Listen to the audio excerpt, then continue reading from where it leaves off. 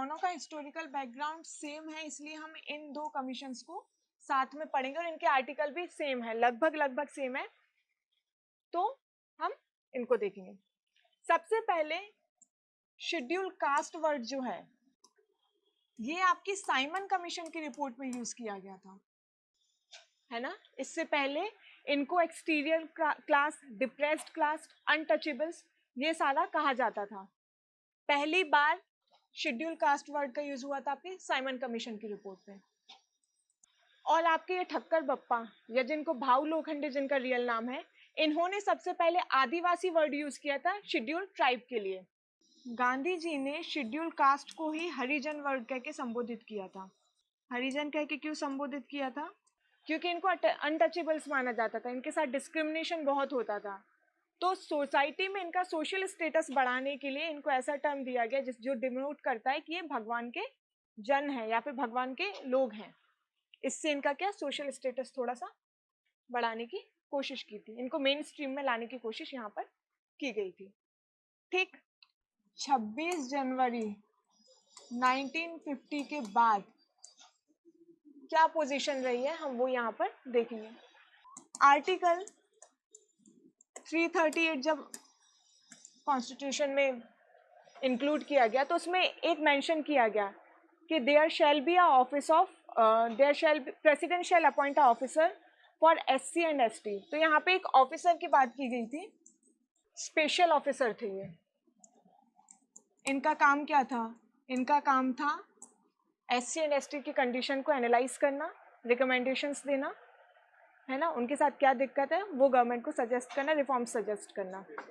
Special officer for SC and ST appointed by president. इसी के अंतर्गत 18 नवंबर 1950 को एक स्पेशल ऑफिसर अपॉइंट भी किए गए, ठीक है। और साथ ही साथ 17 रीजनल सेंटर्स भी बनाए गए, इसके सेंटर्स बोल दे या ऑफिसेस बोल दे,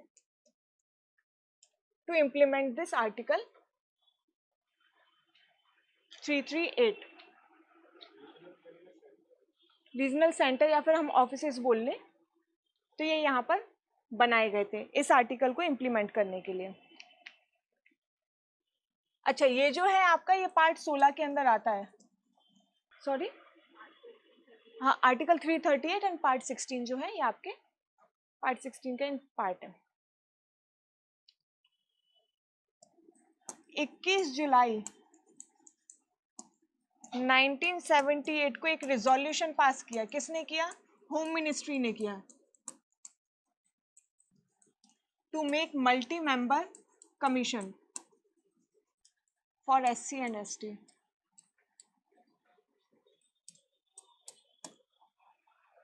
ठीक है, ये चीज बहुत अच्छे से नोट करना कि यहाँ पे अभी होम मिनिस्ट्री है ये, है ना। 1978 में 21 जुलाई को रिजोल्यूशन है ना सर, रिजोल्यूशन है ये, ठीक। इसी रिजोल्यूशन के अंदर अगस्त 1978 में आपका फर्स्ट कमीशन बना।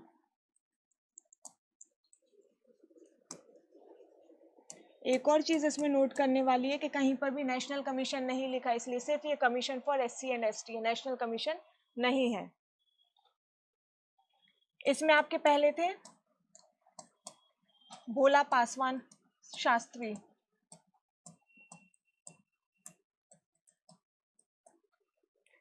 प्लस 4 अदर मेंबर, मतलब आपका जो कंपोजिशन था वो था 1+4। ये आपका पहला कमीशन है, commission for SC and ST, 1+4 का यहाँ पर कंपोजिशन और रिजोल्यूशन होम मिनिस्ट्री का 1978, ठीक है। जनता सरकार, जनता पार्टी का टाइम था। कर दूं, लिखा।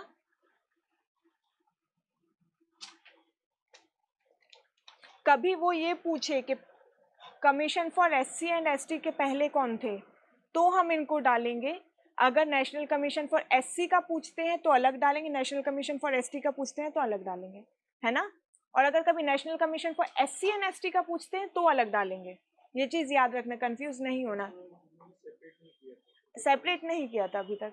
अभी तक तो वो स्टेट्यूटरी बॉडी भी नहीं थी क्योंकि कोई एक्ट यहाँ पर नहीं आया था, है ना। अभी सिर्फ रिजोल्यूशन के थ्रू यहाँ पे इसको मल्टी मेंबर बॉडी बना दिया गया था।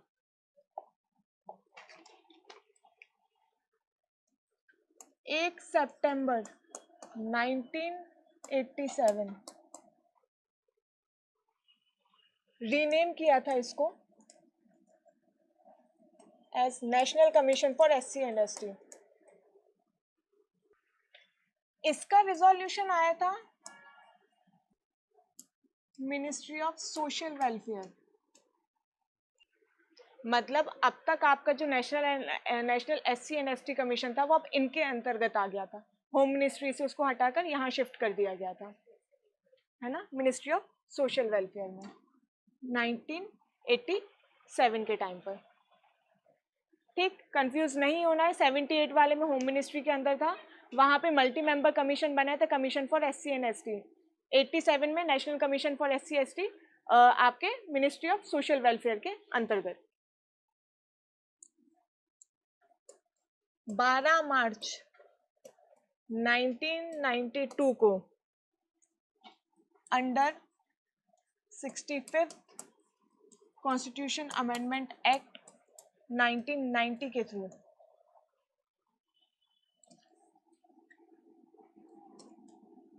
फर्स्ट कॉन्स्टिट्यूशनल कमीशन बनाया गया था।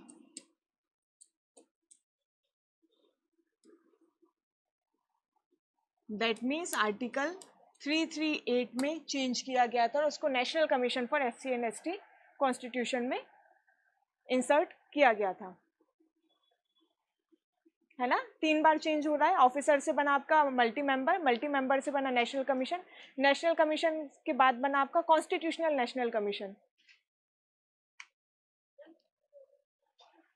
पहले आपका आर्टिकल 338 में क्या था, ऑफिसर था, मतलब किस टाइम पे आपका 1950। फिर 1978 में आपका क्या हुआ, मल्टी मेंबर कमीशन बना। 1987 में आपका क्या हुआ, नेशनल कमीशन बना। और ये आपका 1992 में कॉन्स्टिट्यूशन का स्टेटस मिल गया इसको, कॉन्स्टिट्यूशन में क्योंकि हमने इंसर्ट कर दिया, तो अब ये constitutional national SC and ST commission बन गया। ठीक।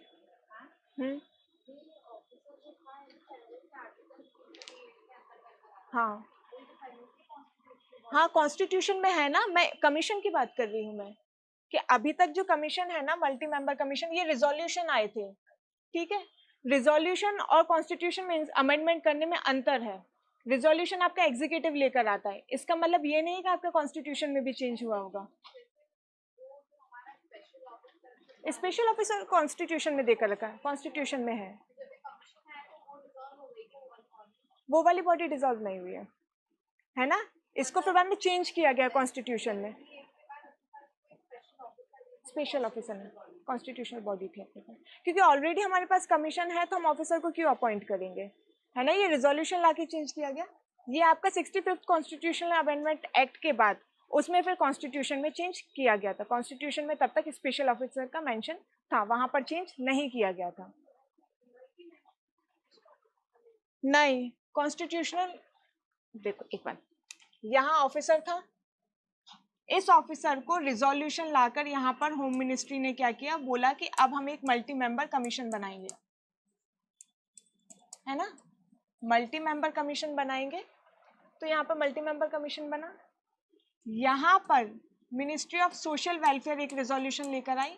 इन्होंने बोला कि जो अभी तक हमारा कमीशन था इसको अब से हम नेशनल कमीशन बोलेंगे, सिर्फ नाम चेंज किया है ना, स्ट्रक्चर चेंज नहीं हुआ है। अब इसी को, क्योंकि इन्होंने नेशनल कमीशन बोला तो इन्होंने बोला कि अभी तक कॉन्स्टिट्यूशन में तो चेंज नहीं हुआ है, मेंशन तो अभी भी ऑफिसर का ही आ रहा है। अब हम उस ऑफिसर को की जगह पे क्या कर देंगे, यहाँ पर नेशनल कमीशन कर देंगे। तो कॉन्स्टिट्यूशन में चेंज किया है हमने। ये दो जो थे ना, ये दो रिजोल्यूशन थे, रिजोल्यूशन पास किया था। हाँ 1992 में सर कॉन्स्टिट्यूशन में हमने चेंज किया था,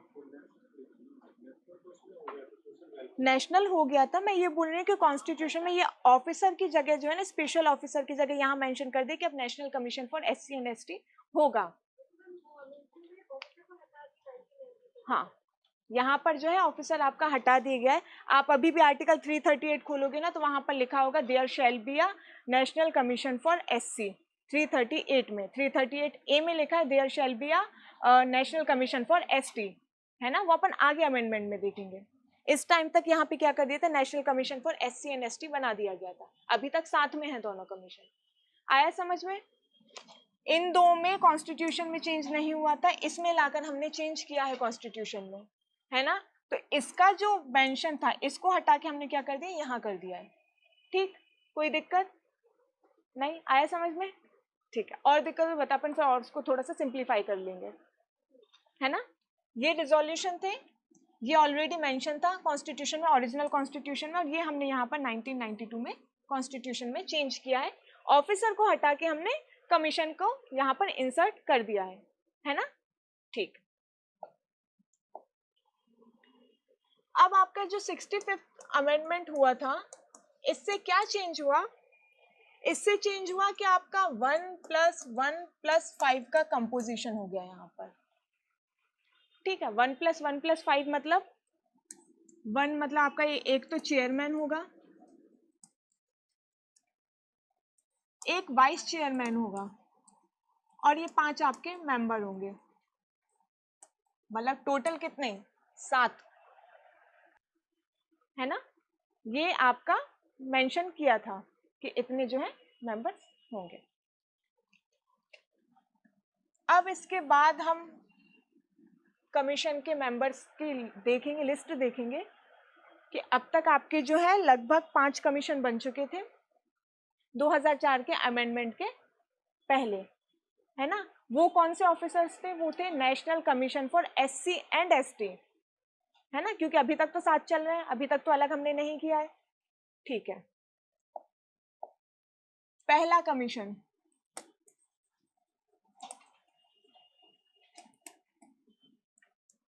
मैं लिख देती हूँ ऐसा, आफ्टर 65th CAA, ठीक है, या ऐसा लिख लो कि national commission for SC and ST, ये भी चल जाएगा। तो ये याद रहेगा कि दोनों जो है साथ में थे।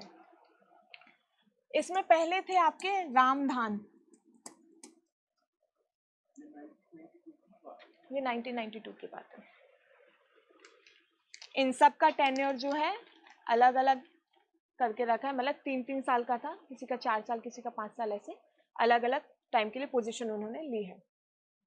हमको टेन्योर उनका याद नहीं रखना है, टेन्योर प्रेजेंट वाले का याद रखना है, हमको सिर्फ कंपोजिशन याद रखना है और मेंबर्स याद रखने के कौन कौन से हमारे चेयरमैन रहे हैं, क्योंकि इंपॉर्टेंट वो है। अंदर टेन्योर, क्वालिफिकेशन वगैरह कुछ याद रखने की जरूरत नहीं है, क्योंकि प्रेजेंट का याद रखेंगे हम। बंदी और ऑन वाइस चेयरमैन प्लस आपके 5 मेंबर, ये आपका पहला कमीशन था 1992 से 95 तक। हाँ सर, अभी तक दोनों एक ही बॉडी के अंदर काम, सेपरेट नहीं किया है। 2004 में सेपरेट होगा वो, है ना। नहीं सॉरी, 2003 में, और इम्प्लीमेंट 4 में होगा। Member as it is. Second थे के हनुमान थापा, चेयरमैन थे ये आपके, और ये first female vice chairman Omem Moyong Deori. तीसरा कमीशन 1999 में दिलीप सिंह भूरिया। दिलीप सिंह भूरिया एमपी से ही थे, रतलाम कॉन्स्टिट्यूएंसी से लोकसभा का इलेक्शन लड़ते थे, है ना। एक इंपॉर्टेंट कमीशन भी है दिलीप सिंह भूरिया कमीशन, ये पंचायती राज इंस्टीट्यूट इन ट्राइबल एरिया, उसके लिए था। इन्हीं की रिकमेंडेशन पर फिर बाद में जो है आपका पेसा एक्ट वाला जो है उसकी इम्प्लीमेंटेशन की बात की गई थी। एमपी में भी अपन देखेंगे तो एमपी के कमीशंस में भी ये देखने को अपन को मिलेंगे, दिलीप सिंह भूरिया, है ना। और थोड़ा सा याद रख लेना क्योंकि एमपी से थे, एमपी की इंपॉर्टेंट पर्सनैलिटीज़ में अगर कभी आए तो इनका थोड़ा सा गूगल पे जाके सर्च कर लेना, इन्होंने क्या क्या काम किए थे, किस किस कमेटी के अंदर ये थे।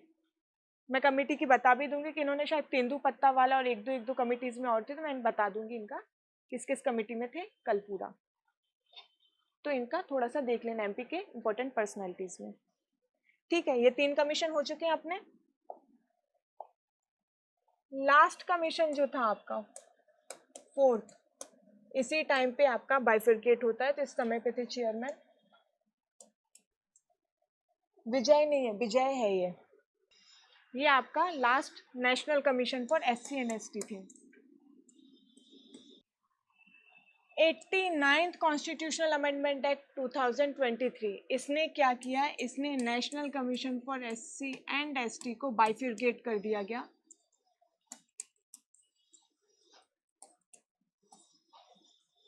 बाइफरकेट करके क्या कर दिया गया, सेपरेट कर दिया, national commission for SC and national commission for ST. ठीक है, यहाँ पर बाइफरकेट कर दिया। अब तक ये कमीशन किसकी एजेंसी के अंदर, कौन सी नोडल एजेंसी थी, मिनिस्ट्री ऑफ सोशल वेलफेयर। अब यहाँ पर इनकी मिनिस्ट्रीज भी चेंज हो जाती हैं,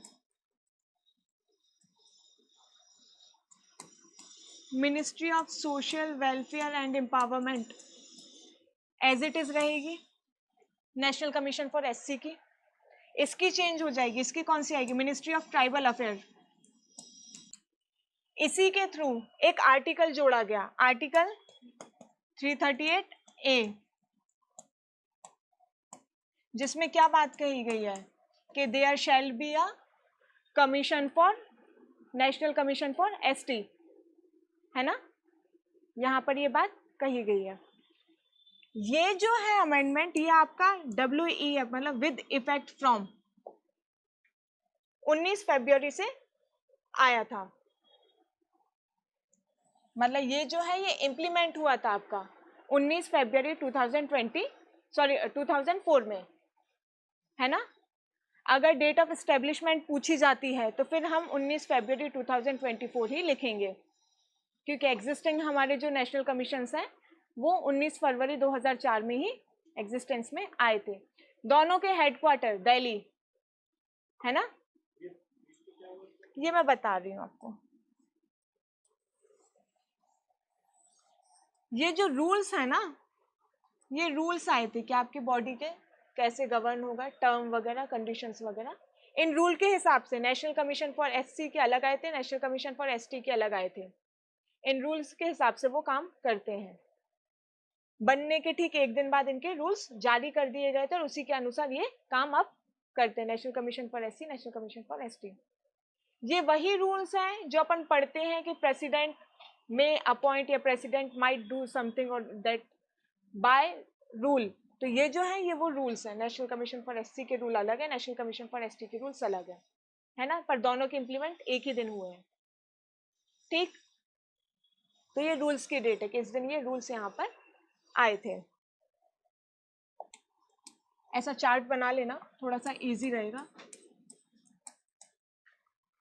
स्टैब्लिशमेंट दोनों की 19 फरवरी 2004, सेम वहीं पर। हेडक्वार्टर न्यू दिल्ली, इनका भी same. Nodal ministry, ministry of social welfare and empowerment, ministry of tribal affair.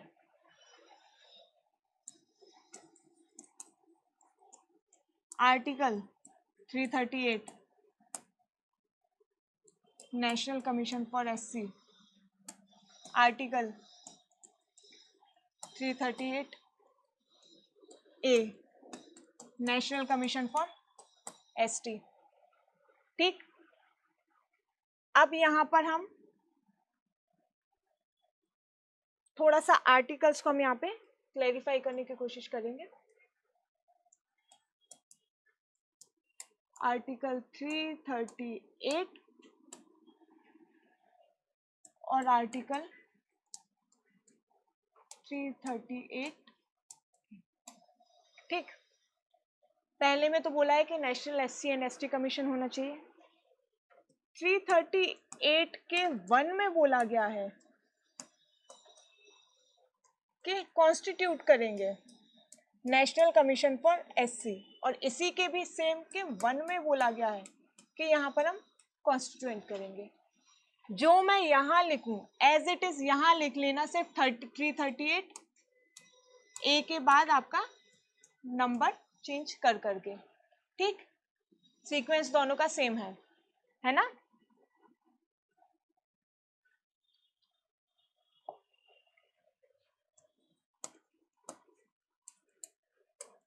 To में बताया गया है स्ट्रक्चर,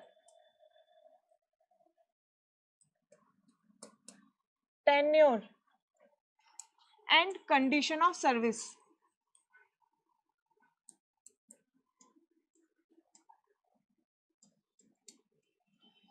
सेम यहाँ पर है 338 ए के 2 में condition appointment, tenure and condition of service. ठीक है, कौन डिसाइड करेगा? प्रेसिडेंट। यहाँ पर भी सेम कंपोजिशन, मतलब स्ट्रक्चर क्या है, स्ट्रक्चर बोल ले या हम कंपोजिशन बोल ले, क्या है? यहाँ है 1 + 1 + 3, मतलब कभी टोटल नंबर ऑफ मेंबर पूछे तो 5, 1 चेयरमैन, 1 वाइस चेयरमैन, 3 मेंबर। ठीक है, कंडीशंस ये रहती हैं कि आपका जो चेयरमैन रहेगा, अगर SC कमीशन का है तो वो SC से ही होना चाहिए, ST का है तो वो ST से ही होना चाहिए। ये कंडीशन यहाँ पर रखी गई है। टेन्योर 3 साल।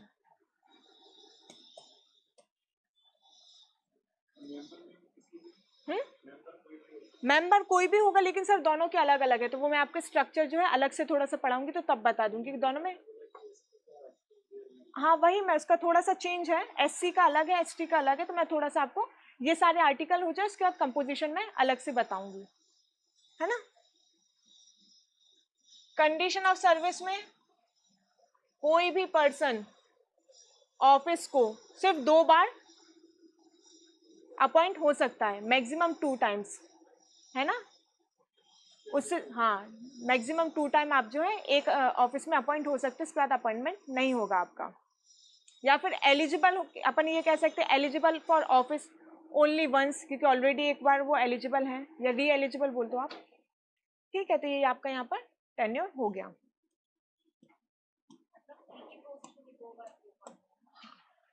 आप कमीशन के अंदर 2 बार अपॉइंट हो सकते हैं, एक बार या तो आप मेंबर के तौर पे हो जाओ, चेयरमैन के तौर पर हो जाओ, या 2 बार चेयरमैन के तौर पर हो जाओ, या 2 बार मेंबर के तौर पर हो जाओ, है ना। लेकिन आप 2 से ज्यादा उस कमीशन में अपॉइंट नहीं हो सकते। आए समझ में?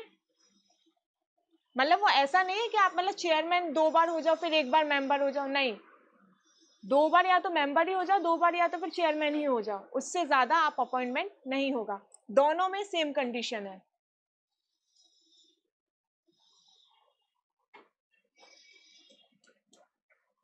स्ट्रक्चर के बाद यहाँ पर आपका अपॉइंटमेंट क्या करेगा? प्रेसिडेंट करेगा। ये तो स्ट्रक्चर थे, टेन्योर था, कंडीशन ऑफ सर्विस। 338(3) में आपका अपॉइंटमेंट बाय प्रेसिडेंट। सेम इसमें 338(a) में अपॉइंटमेंट बाय प्रेसिडेंट।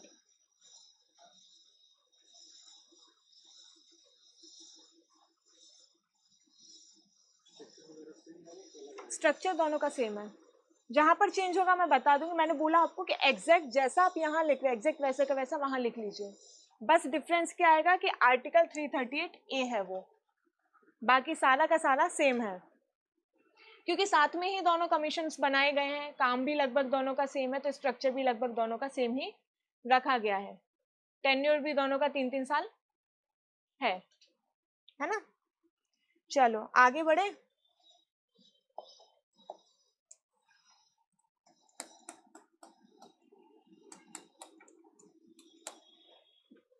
थ्री 338 के 4 में power to regulate own affair.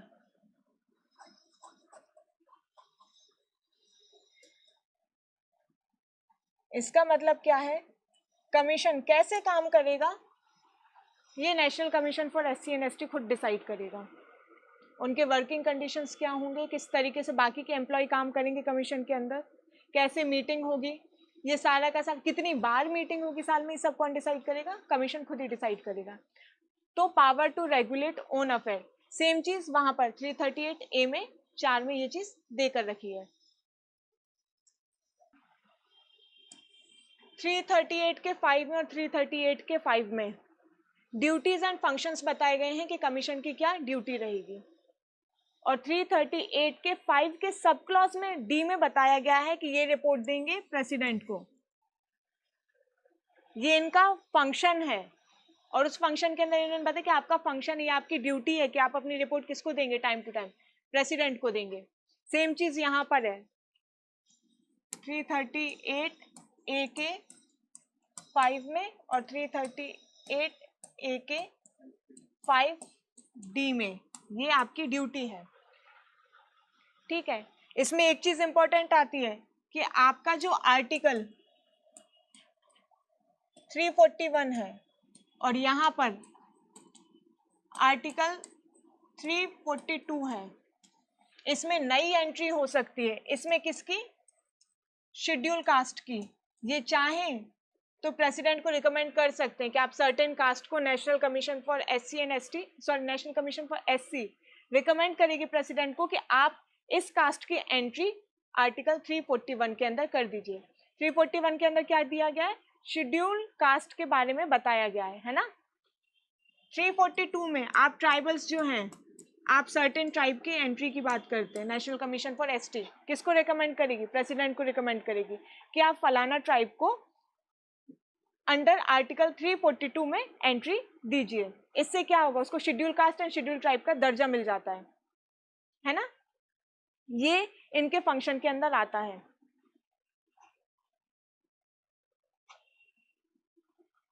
Article 341 and 342। ठीक, कोई कंफ्यूजन तो नहीं इसमें, क्लियर है ना।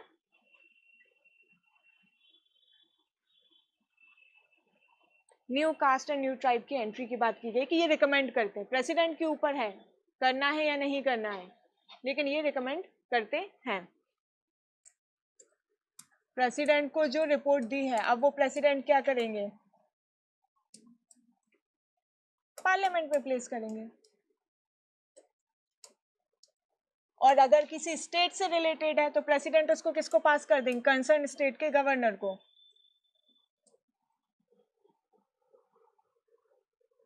ये आपका 338 के 7 में देके रखा है, प्रेसिडेंट जो है कंसर्न स्टेट के गवर्नर को वो पास कर देंगे। और वो कहाँ करेंगे, स्टेट लेजिस्लेचर में करेंगे।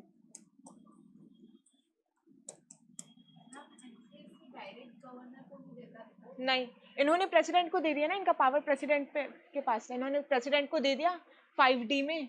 अब ये प्रेसिडेंट की ड्यूटी है कि वो कंसर्न स्टेट को रिपोर्ट पास करेंगे। ठीक, इन दोनों कंडीशंस में एक चीज इंपॉर्टेंट है कि अगर इन्होंने कोई रिकमेंडेशन दी है और उसको नहीं माना गया है तो उसके रीजंस बताने होंगे कि क्यों उस रिकमेंडेशन को एक्सेप्ट नहीं किया गया है। क्यों, क्योंकि वो चीज आपकी पार्लियामेंट में प्लेस हो रही है ना। और आपके प्रेसिडेंट और ये सब यूनियन एग्जीक्यूटिव का पार्ट है, और एग्जीक्यूटिव किसके लिए रिस्पॉन्सिबल है, लोकसभा के लिए, है ना। तो ये यहाँ पर 2 आर्टिकल अपने हो जाते हैं। 338 का A, इनको पावर ऑफ सिविल कोड है। पावर ऑफ सिविल कोड का मतलब क्या होता है कि ये किसी केस से रिलेटेड, जहां पर किसी के राइट वायलेट हुए हों, ठीक है, उस केस से रिलेटेड ये क्या करते हैं, ये किसी भी कोर्ट से प्रोसेस और उसकी प्रोसेस पूछ सकते हैं, एफिडेविट मांग सकते हैं, किसी की गवाही मांग सकते हैं, किसी को बोल सकते हैं कि आप हमारे सामने आओ, है ना। तो जो भी आपके लॉज हैं, IPC से रिलेटेड जो भी लॉज हैं, आपके सिविल प्रोसीजर से रिलेटेड जो भी, CRPC से रिलेटेड, वो सारे पावर इनके पास सिविल कोर्ट के यहाँ पर आ सकते हैं, है ना। नहीं, एज कोई रिकमेंडेशन, क्वालिफिकेशंस भी कोई नहीं दिए, सिर्फ क्वालिफिकेशन एक इतनी है कि आपको एससी के हैं तो एससी कमीशंस में, एसटी के हैं तो एसटी कमीशन में होना चाहिए। यूपीएससी में नहीं दिया, यूपीएससी में सिर्फ ये बोला है कि आपके हाफ जो मेंबर है एटलीस्ट उनको 10 साल का पब्लिक सर्विस का एक्सपीरियंस होना चाहिए, है ना। बाकी कहीं पर भी क्वालिफिकेशन मेंशन नहीं की गई है।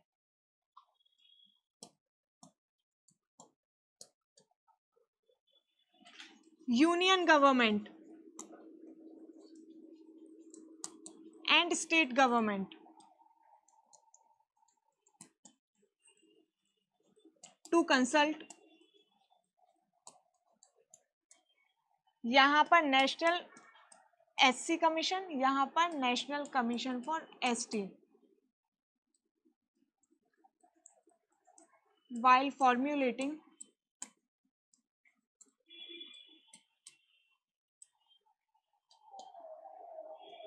laws regarding schedule caste and यहाँ पर क्या होगा आपका schedule tribe, to consult union government and state government to consult national commission for ST while formulating laws regarding SC, हाँ while WHILE,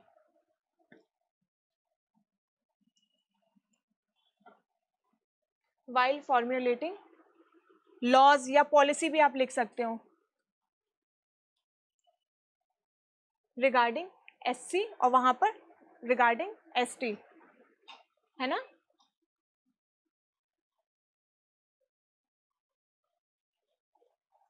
कंसल्ट करेंगे, रिकमेंडेशन ये देंगे, बाउंड नहीं है, एडवाइजरी बॉडी है ना। हो गया, हटा दूं क्या।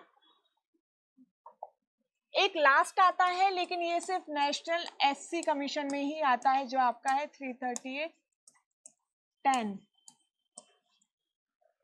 एसटी कमीशन में 338(A)(10 नहीं है, 9 पर खत्म हो जाता है।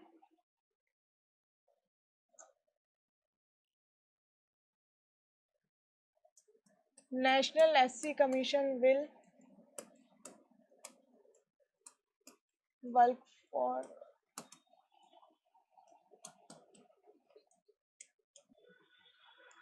आपकी एंग्लो इंडियन कम्युनिटी से रिलेटेड सारा का सारा काम नेशनल कमीशन फॉर एससी देखेगा, ठीक वैसे ही जैसे ये शेड्यूल कास्ट के लिए देखते हैं, है ना। ये एक एक्स्ट्रा है, बाकी दोनों का सेम है, सब कुछ सेम है।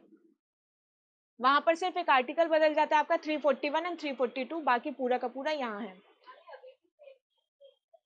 नहीं, एंग्लो इंडियन कम्युनिटी तो अभी भी एग्जिस्ट कर रही है ना, तो उसमें चेंज नहीं किया है अभी, वो सिर्फ आपका जहां पर सीट्स रिजर्व वगैरह की थी ना वहां पर है, ठीक। यहाँ ये पूरा का पूरा हमारा ऑलमोस्ट आधा कमीशन खत्म हो जाता है।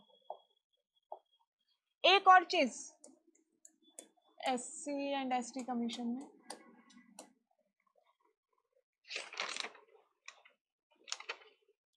यहाँ जो है इनके 12 रीजनल ऑफिसेज हैं,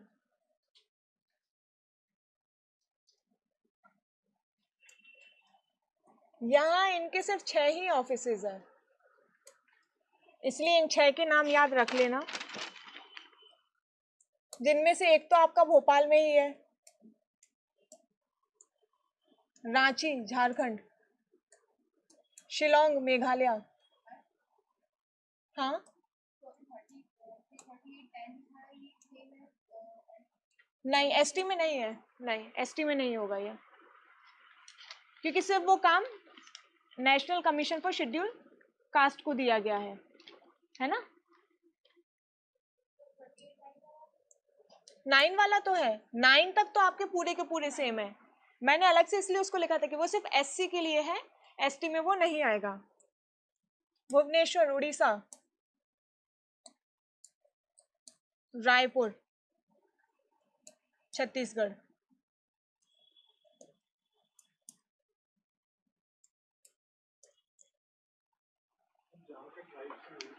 सिर्फ वहीं पर है जहां पर ट्राइबल पॉपुलेशन ज़्यादा है वहाँ पर है ये। और इसमें भी एक चीज़ देखने वाली है कि जहाँ पर मतलब आपका जो शेड्यूल 5 वाले जो थे ना, हाँ उनमें से मेघालय तो है यहाँ पर, हाँ मेघालय है, ठीक है। तो ये सारे के सारे जहाँ पर मेजर पॉपुलेशन जहाँ पर ट्राइब्स की है वहाँ पर इनके सेंटर्स खोल दिए गए। नहीं, अपना जो है रीजनल ऑफिस हैदराबाद लगता है एमपी का, यहाँ पर जो है हैदराबाद लगेगा रीजनल ऑफिस।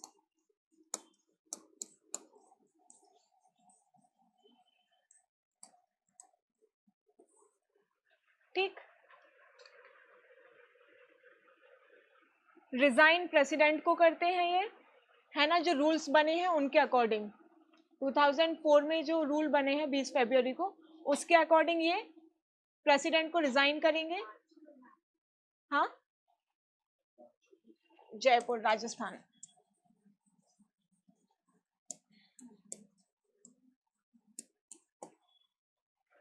ठीक, हो गए 6, है ना, ठीक, ओके।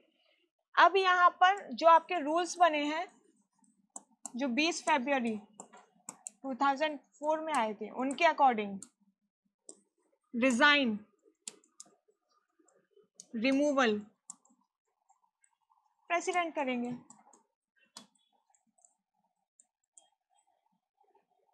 रिमूवल के लिए पर 2 कंडीशंस हैं, with supreme court inquiry,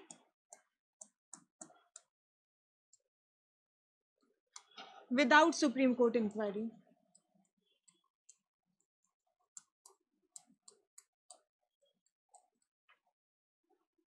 supreme court की इंक्वायरी यहाँ पर सिर्फ तभी लगेगी जब यहाँ पर मिसकंडक्ट हो या इनकैपेसिटी हो।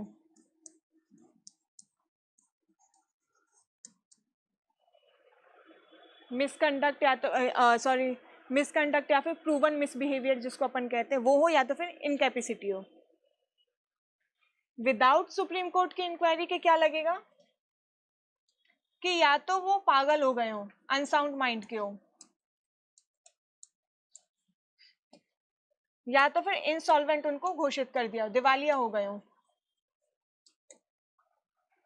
है ना, दोनों में ही सेम है।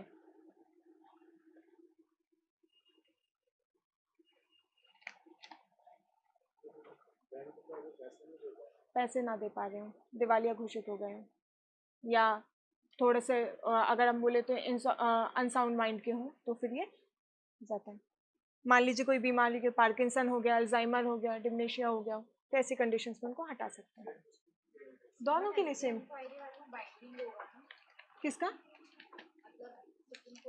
हाँ, सुप्रीम कोर्ट की इंक्वायरी पर तो आपका बाइंडिंग ही होता है। यहाँ पर हम देखें अगर तो जो चेयरमैन, वाइस चेयरमैन और मेंबर का जो स्टेटस है उसकी बात करेंगे हम। दोनों कमीशन में जो चेयरमैन रहेगा इनको दर्जा किसका मिला है? कैबिनेट मिनिस्टर का।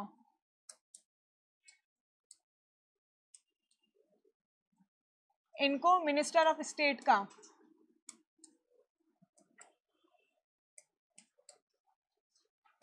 और इनको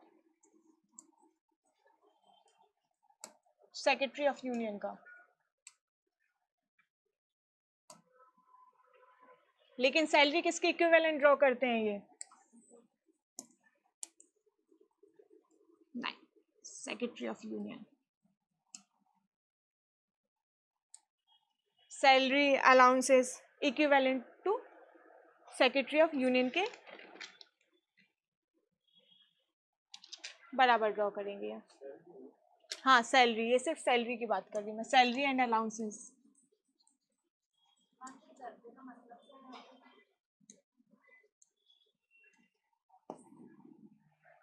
रैंक बता रहे हैं यहाँ पर कि जो उनको इम्यूनिटीज जो मिलेंगी, उनका जो स्टेटस है वो इनका आपके कैबिनेट मिनिस्टर के बराबर, मिनिस्टर ऑफ स्टेट के बराबर आपका रहेगा। प्रिविलेजेस जो आपको मिलेंगी वो सारी इनके बराबर। सैलरी नहीं, इसका मेंशन नहीं, कंसोलिडेटेड फंड ऑफ इंडिया से नहीं जाता। कंसोलिडेटेड फंड ऑफ इंडिया से जाता तो फिर ये मेंशन किया होता, रूल्स में ही मेंशन अभी तक नहीं किया। नहीं, सैलरी सेम नहीं, रूल्स में देकर रखा है कि आपकी जो सैलरी ड्रॉ करेंगे वो सेक्रेटरी ऑफ यूनियन के बराबर ड्रॉ करते हैं ये, है ना। चेयरमैन, वाइस चेयरमैन और मेंबर सबकी सेम है। 2004 में जो रूल्स आए उसके हिसाब से सिर्फ जो कैबिनेट मिनिस्टर के इनको दर्जा दिया गया है, रैंक इनकी जो है वो उसके इक्विवेलेंट की गई है। प्रेसिडेंस में नहीं आया, इनको प्रेसिडेंस में नहीं डाला गया है। प्रेसिडेंस में एक और बार मैं चेक करके बताऊँ, 9A में तो इनको नहीं डाला गया है, क्योंकि अगर कैबिनेट मिनिस्टर नहीं, हाँ 9A में तो नहीं है ये, फिर भी एक बार और चेक करके बता दूंगी कि इनको प्रेसिडेंस में कहाँ डाला गया है अभी। होंगे, अगर कैबिनेट मिनिस्टर के बराबर है तो दर्जा इनका कैबिनेट मिनिस्टर के बराबर ही होगा, तो सेम रैंक होगी इनकी भी मिनिस्टर ऑफ स्टेट के बराबर ही रैंक होगी। कॉन्स्टिट्यूशनल बॉडी है, स्टेटस भी सेम देकर रखा है। ऐसे ही हम कमीशन फॉर वुमेन वगैरह देखेंगे, वहां पर भी उन्होंने सेम ऐसे ही करके रखा है, कैबिनेट मिनिस्टर का दर्जा देकर रखा है ना। इतना आया समझ में। सैलरी जो है वो सेक्रेटरी ऑफ यूनियन के बराबर ये ड्रॉ कर रहे हैं, रूल्स में देकर रखा है 2004 के। ऐसे ही अगर हम देखें तो उस हिसाब से तो इलेक्शन कमीशन की भी सैलरी वो सेक्रेटरी ऑफ यूनियन के बराबर करने की बात कर रहे हैं, जो नया बिल आया है ना। ठीक है, ये हो गया। अब हम चेयरमैन की बात करते हैं या फिर हम कंपोजिशन की बात करते हैं, दोनों की।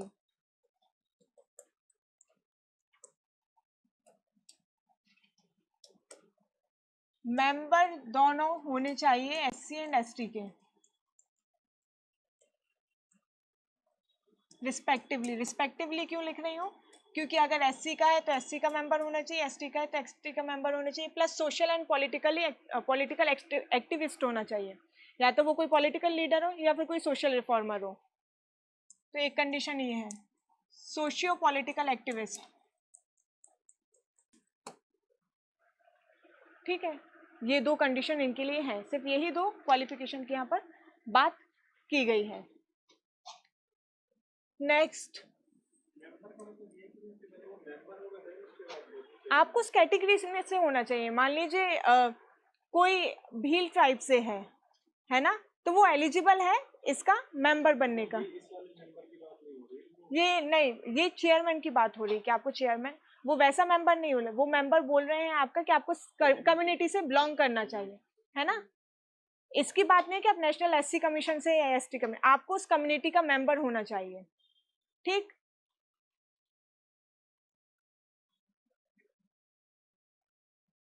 यहाँ जो आपके वाइस चेयरमैन है वो भी एसटी का होगा। मेंबर जो है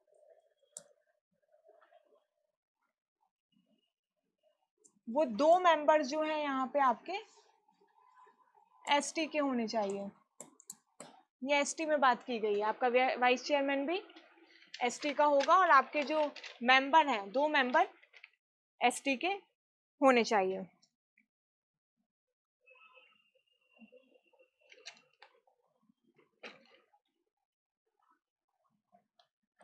यहाँ 1+1+3 जो है सेम वहां पर है 1+1+3, है ना। तो एक तो ये आपके एससी से होने चाहिए, इनमें से एक वुमन कंपलसरी है, या तो वो चेयरमैन ही बना लो या वाइस चेयरमैन बना लो या मेंबर में कोई भी हो, एक से ज्यादा हो सकती है लेकिन एक तो कंपलसरी आपकी वुमेन होनी ही चाहिए इस कंपोज। 5 में से कोई भी एक, कोई भी आप पद दे दो उसको, लेकिन वो एक वुमेन होना कंपल्शन है। एसटी में ये कंपल्शन नहीं है ना। चेयरमैन, वाइस चेयरमैन, मेंबर आप कुछ भी बना लो। वाइस चेयरमैन का सर यहाँ पर मेंशन नहीं दिया, यहाँ पे सिर्फ चेयरमैन का मेंशन दिया है कि एससी का होगा, वाइस चेयरमैन का मेंशन नहीं किया गया कि वो एससी का होगा। मेंबर के लिए कोई ऐसी एलिजिबिलिटी नहीं है, बस एक वुमन होना चाहिए कंपलसरी, एक से ज्यादा भी चलेगा लेकिन एक से कम नहीं चलेगा।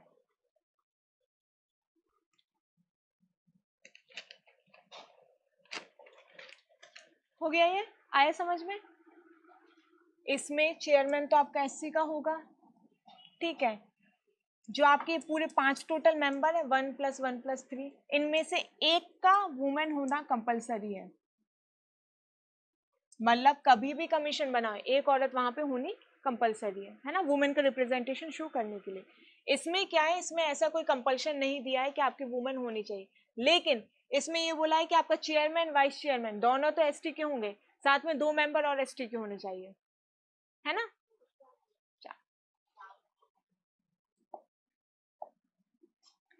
चलो थोड़ा सा और बचा है तो हम ये आज कंप्लीट कर दे रहे, तो हमारे 2 कमीशन साइमल्टेनियसली कंप्लीट हो जाएंगे, क्योंकि कल एससी एंड एसटी एमपी के कंसर्न में हम पढ़ेंगे।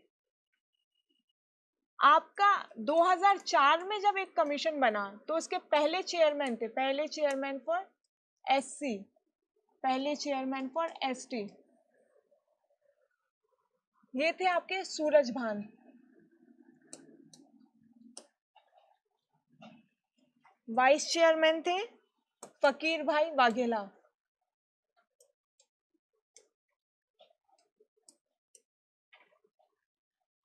वाइस चेयरमैन क्यों लिखवा रही हूँ, क्योंकि 2006 में इनकी डेथ हो जाती है, तो जो आपका रिमेनिंग टर्म है 2006 से 7 तक के, उस टाइम पे आपके एक्टिंग चेयरमैन के तौर पे काम कौन करते हैं, फकीर सिंह वाघेला करते हैं।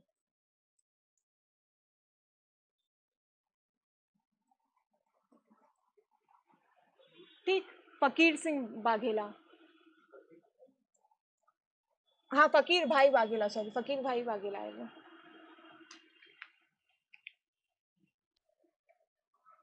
गजेंद्र सिंह राजू खेड़ी, इनका नाम हम MP ST SC and ST commission पढ़ेंगे तब भी गजेंद्र सिंह राजू खेड़ी का नाम देखने को मिलेगा। ये इसलिए लिखा रही हूँ क्योंकि ये थे धार से और इन्होंने रिजाइन कर दिया था। गजेंद्र सिंह राजू खेड़ी,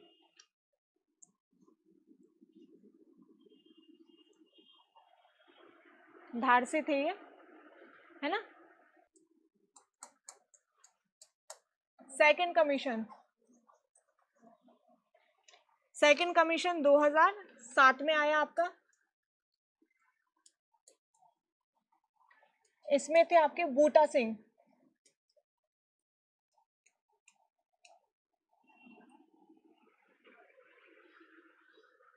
और इसमें थी श्रीमती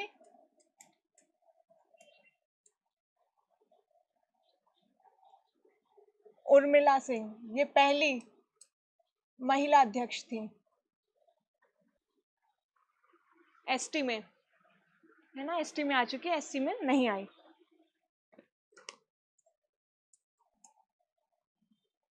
थर्ड और फोर्थ, क्योंकि 2 बार ऑफिस होल्ड कर सकते हैं, तो थर्ड एंड फोर्थ 2 बार इनका टर्म बना पीएल पुनिया का, ये भी थर्ड एंड फोर्थ टाइम 2 बार इन्होंने भी ऑफिस होल्ड किया है, रामेश्वर ओरान ने। रामशंकर कठेरिया, नंद कुमार साई प्रेजेंट में, और 6 विजय सांपला, वाइस चेयरमैन अरुण हल्दर,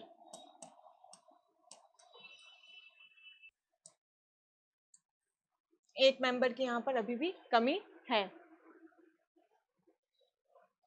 रामनाथ है ये है ये।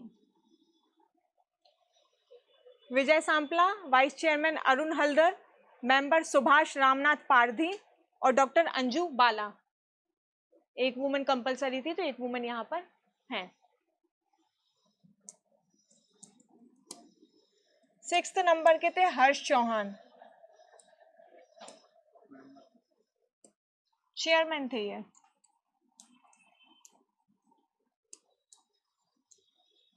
इंदौर से थे, एनवायरमेंट मिनिस्ट्री से अभी डिस्प्यूट हो गया था इनका, तो इन्होंने जुलाई 2023 में रिजाइन कर दिया था, अपना टर्म इन्होंने कंप्लीट नहीं किया क्योंकि इनकी सिफारिशें मानी नहीं गई थी। तो हाल फिलहाल में जो सीट है नेशनल कमीशन फॉर एसटी की वो वेकेंट है, चेयरमैन की, वाइस चेयरमैन की भी वेकेंट है। मिनिस्ट्री ऑफ एनवायरनमेंट से डिस्प्यूट हो गया था, इन्होंने कुछ रिकमेंडेशंस दी थी फॉरेस्ट से रिलेटेड, लेकिन वो इन्होंने मानी नहीं थी एनवायरनमेंट मिनिस्ट्री ने, और इनकी ऑब्जेक्शन के बाद भी उस पॉलिसी को क्लियरेंस दे दिया गया था, तो उन्होंने नाराज होकर रिजाइन कर दिया। वाइस चेयरमैन की सीट भी वेकेंट है, 3 मेंबर की बात की गई थी, लेकिन अभी सिर्फ एक ही मेंबर है, बाकी 2 मेंबर हैं ही नहीं। अनंत नायक, बाकी आपका पूरा एसटी कमीशन खाली पड़ा है। रिजाइन कर दिया है, तो हाल फिलहाल में सीट वेकेंट है, लेकिन 6 नंबर के कौन थे? ये थे। प्रेजेंट में कोई भी नहीं है। 6 नंबर का पूछेंगे तो हर्ष चौहान, अगर करंट का पूछेंगे तो कोई भी नहीं, क्योंकि सीट खाली है। मिनिस्ट्री की साइट पर भी अपडेट है, खाली है, मिनिस्ट्री की साइट से ही लिया है मैंने, खाली है, तो कोई भी ऑप्शन नहीं होगा उसमें। एक ऑप्शन तो वो देंगे नन ऑफ द अबव, तो नन ऑफ द अबव ही लगेगा। एग्जाम के पहले एक बार मिनिस्ट्री की साइट खोलकर देख लेना कि वहां पर कोई आया है, अपॉइंटमेंट किसी का हुआ है या नहीं हुआ है। मेंबर थोड़े से देख लेना जाने से पहले, मतलब दिसंबर की स्टार्टिंग में ही एक बार मेंबर्स देख लेना, सारी के सारी कमीशंस की साइट खोल खोल करके वहां पर कौन कौन से मेंबर है। हो सकता है कि किसी मेंबर कोई रिटायर हो गया हो, किसी ने रिजाइन कर दिया हो, तो थोड़ा सा अपडेट ये कर लेना, है ना। 6 नंबर का पूछेंगे वो चेयरमैन, अगर हाल फिलहाल का चेयरमैन पूछेंगे तो नन ऑफ दी अबव भी वो देंगे साथ में, क्योंकि जुलाई में कर दिया था, पेपर आपका नवंबर में बन जाएगा, है ना। लगभग 1 महीने पहले उनकी तैयारी खत्म हो जाती है, तो पेपर तो बन भी जाएगा नवंबर में। करंट अफेयर भी दिसंबर का नहीं पढ़ना, तो पता चले 1 से लेकर 17 दिसंबर तक का करंट अफेयर पढ़ रहे हो, नहीं पढ़ना, नहीं पूछेगा। नवंबर के आखिरी तक का भी मुश्किल से है वो पूछेगा, वरना नहीं पूछेगा, पेपर बन चुके होते हैं तब तक। ठीक है, ये आपका पूरा का पूरा यहाँ पर national SC commission, national ST commission खत्म हो जाता है। कल दिलीप सिंह भूरिया का थोड़ा सा निकाल लाऊंगी मैं, और कोई अगर कमिटी बनी होगी तो पूछेंगे, नहीं कमिटी, बाकी फिर भी नहीं, सिर्फ नाम देख लेना, कब इम्प्लीमेंट हुआ था वो देख लेना, कब से इन्फोर्स हुआ था। एट्रोसिटी एक्ट पहले थे, अब नहीं है, वो मेंस में काम आ जाते हैं, यहाँ नहीं आएगा काम हमसे, क्योंकि कमीशन पूछा है ना, तो हम कमीशन ही पढ़ते हैं। एट्रोसिटी एक्ट में बस ये देख लेना था कब आया था, कभी अमेंड, क्योंकि वो पुराना है सर, पेपर बनाने वाले तो वही लोग हैं। सिर्फ ये देख लेना एट्रोसिटी एक्ट में अमेंडमेंट हुए हैं, है ना, अमेंडमेंट के थ्रू क्या क्या चेंजेस आए हैं। बाकी एट्रोसिटी एक्ट अपन ह्यूमन राइट के टाइम पर देखेंगे, तो ह्यूमन राइट के टाइम पर एट्रोसिटी एक्ट मिल जाएगा, है ना, क्योंकि उसमें चेंजेस हुए थे, तो वो ह्यूमन राइट कमीशन में क्योंकि चेंजेस हुए थे, तो उसके बाद हम थोड़ा सा एट्रोसिटी एक्ट भी देख लेंगे। ठीक, बहुत ज़्यादा अंदर डिटेल में नहीं जाना, एट्रोसिटी एक्ट पढ़ना है तो ऊपर ऊपर से पढ़ लेना, क्या था, कब आया था, कब अमेंडमेंट हुआ था, बाकी अंदर तक उनके सेक्शन याद रखने की ज़रूरत नहीं है कि हमें सेक्शन में क्या क्या देकर रखा है। पहले 19 में पढ़ते थे, अब ज़रूरत नहीं है वो पढ़ने की, है ना। ये हो चुके हैं कमीशन 2 साथ में हमारे। कल MP SC and ST commission देखेंगे, ठीक, और फिर ओबीसी शुरू कर देंगे। ओबीसी का भी लगभग ऐसा ही है सारा कुछ, थोड़ा बहुत ही चेंज उसमें आया है। पेस थोड़ा सा जल्दी रखेंगे, 10 दिन के अंदर मेरे को कंप्लीट करना है, फिर टाइम बचेगा तो अपन भले ही एक आध दिन देख लेंगे, बात कर लेंगे, लेकिन हाल फिलहाल में तो हम अननेसेसरी अंदर भी नहीं जाएंगे, क्योंकि ऊपर ऊपर का अभी तो नया नया है, तो ऊपर ऊपर तक का ही पूछेंगे, जब उनके पास क्वेश्चन खत्म हो जाएंगे तो वो अंदर जाएंगे, अभी तो नहीं जाएंगे वो अंदर। ठीक, लगभग 10 से 12 क्वेश्चन आते हैं इसमें से, तो रट लो अच्छे से, क्योंकि ये वो सिलेबस है जिसमें स्पेसिफाई किया है कि आपका इसके बाहर नहीं जाएगा। बाकी सब में एक्सेट्रा लिखकर अपन को नहीं पता कि क्या पूछेंगे, इसमें हमारे 10 से 12 क्वेश्चन अगर हमारे हाथ में है तो वो गलत नहीं होने चाहिए। ज़्यादा से ज़्यादा क्वेश्चन प्रैक्टिस कर लेना, नहीं हो तो मेरे से मांग लेना, मेरे पास कुछ हैं पेपर्स तो मैं वो दे दूँगी, है ना।